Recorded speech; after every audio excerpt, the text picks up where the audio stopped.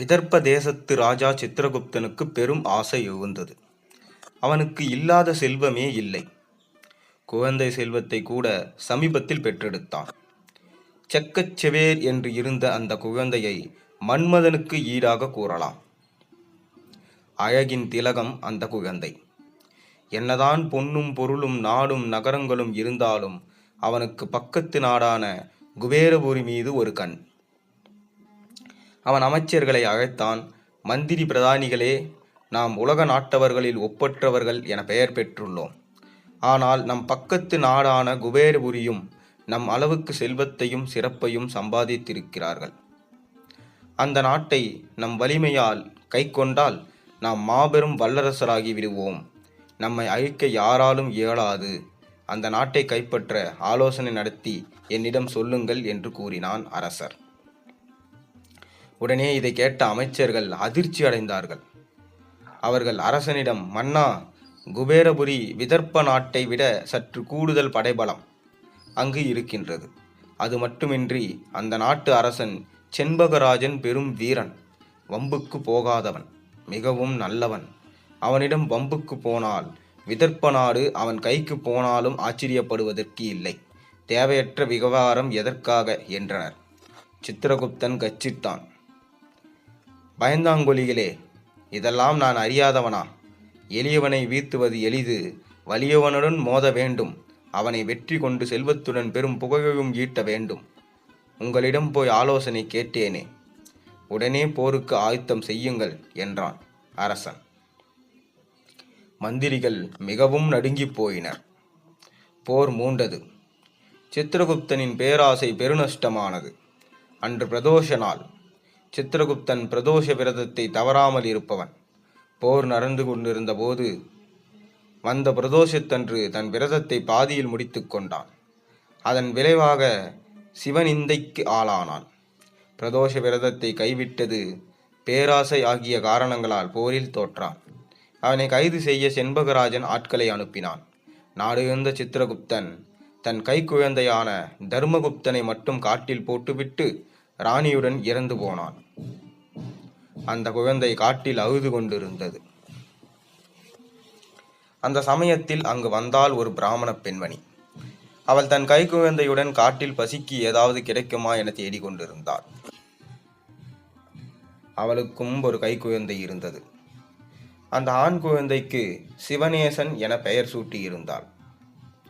அவளோ பெரும் ஏழை. காட்டில் விறகு பொறுக்கி அதன் மூலம் குடும்பம் நடத்தி கொண்டிருக்கிறாள். அவள் குழந்தையின் அழுகுரலை கேட்டு ஒரு புதரில் சென்று பார்த்தாள். அங்கே பார்த்தால் அந்த பிஞ்சு குழந்தை அழுது கொண்டிருந்தது. யாரோ குழந்தையை காட்டில் போட்டுவிட்டு போய்க் கொண்டிருக்கிறார்கள் என்பதை உணர்ந்து கொண்ட அவள், என்ன செய்வது? ஏற்கனவே தனக்கு ஒரு குழந்தை இருக்கும் நிலையில் இந்த குழந்தையும் எடுத்து சென்றால் எப்படி வளர்ப்பது என்று யோசித்தாள். ஏனென்றால் அவளுக்கோ மிக பயங்கரமான வறுமை. இந்த வறுமையான நிலையில் 2 குழந்தைகளை வளர்க்க முடியாதே என கவலைப்பட்டாள். அப்போது அங்கு வானில் அசிரிரி ஒலித்தது. பெண்ணே, கவலைப்படாதே. இந்த குழந்தையை நீ எடுத்து செல். இந்த குழந்தை உன் வீட்டிற்கு வருவதன் மூலம் உன் ஏழ்மை நிலை ஒழியும் என கூறியது. அந்த பெண் பெரும் சிவபக்தை, தவறாமல் பிரதோஷ விரதம் இருப்பவள்.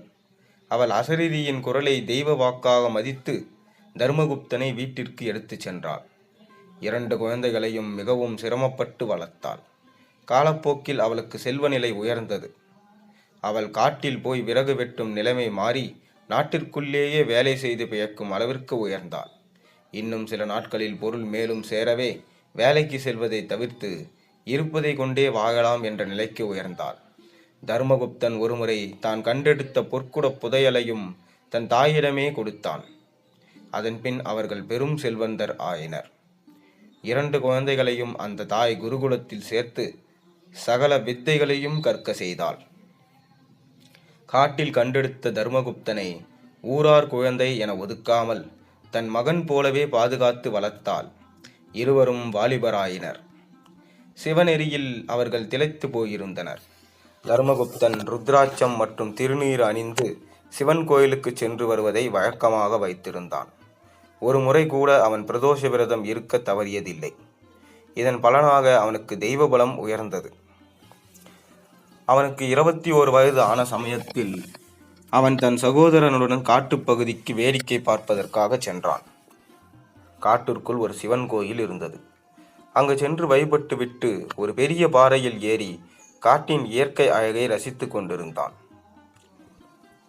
அப்போது ஒரு தடாகத்தில் சில பெண்கள் குளித்து கொண்டிருப்பது தெரிந்தது. அவன் சிவநேசனிடம், இருவரும் போய் அந்த பெண்களை பார்த்துவிட்டு வரலாம், நீயும் வா என அழைத்தான். ஆனால் சிவநேசன் அங்கு வர மறுத்து விட்டான். பெண்கள் ஜலக்கிரீடை செய்யும் போது பிரம்மச்சாரிகளான நாம் பார்க்கக்கூடாது என்பது விதி என்று தம்பியிடம் எடுத்து கூறினான். ஆனால் தர்மகுப்தன் அதை காதில் வாங்கி கொள்ளவில்லை. அவனை வீட்டிற்கு போக சொல்லிவிட்டு தர்மகுப்தன் மற்றும் அந்த குளத்தின் அருகே சென்றான். அங்கு குளித்துவிட்டு கரையேறிய பெண்மணி பூலோக ஊர்வசி போல் காட்சியளித்தாள். அவள் நிச்சயமாக ஒரு ராஜகுமாரியாக இருக்க வேண்டும் என தர்மகுப்தன் கற்பனை செய்து கொண்டு தனக்கு இவள் கிட்டமாட்டாள் என எண்ணியபடியே திரும்பினான். இதை அந்த ராஜகுமாரி கவனித்து விட்டாள். அவள் கந்தர்வராஜன் என்பவளின் மகன் அஸ்வரூபி. அவள் அந்த இளைஞனை அழைத்தான்.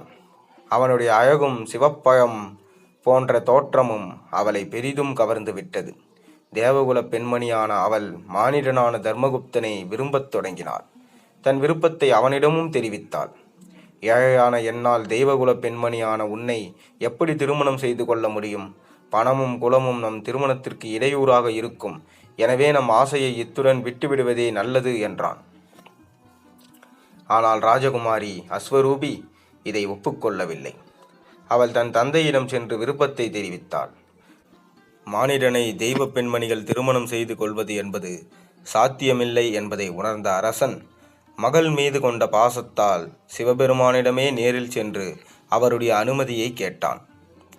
ஏற்கனவே பிரதோஷ விரதம் இருக்கும் தன் பக்தனுக்கு அருள் பாலிக்க நினைத்த சிவன் ராஜகுமாரிக்கு தர்மகுப்தனை திருமணம் செய்து வைக்கலாம் என அனுமதி அளித்தார். இறைவனே அனுமதி அளித்ததால் பெற்றோரது ஒப்புதலுடன் திருமணம் இனிதாக நிறைவேறியது. பின்பு கந்தர்வ மன்னனின் படைபலத்துடன் விதர்ப்ப நாட்டிற்கு சென்று செண்பகராஜ மன்னனுடன் போர் தொடுத்து தன் நாட்டை மட்டும் தர்மகுப்தன் பெற்றுக்கொண்டான். எந்தவித ஆசைக்கும் ஆட்படாமல் தன் நாட்டை மீட்க நீண்ட காலம் ஆண்டான். அனைத்து கோயில்களிலும் பிரதோஷத்தை பெரும் விழா போல கொண்டாட ஏற்பாடு செய்தான்.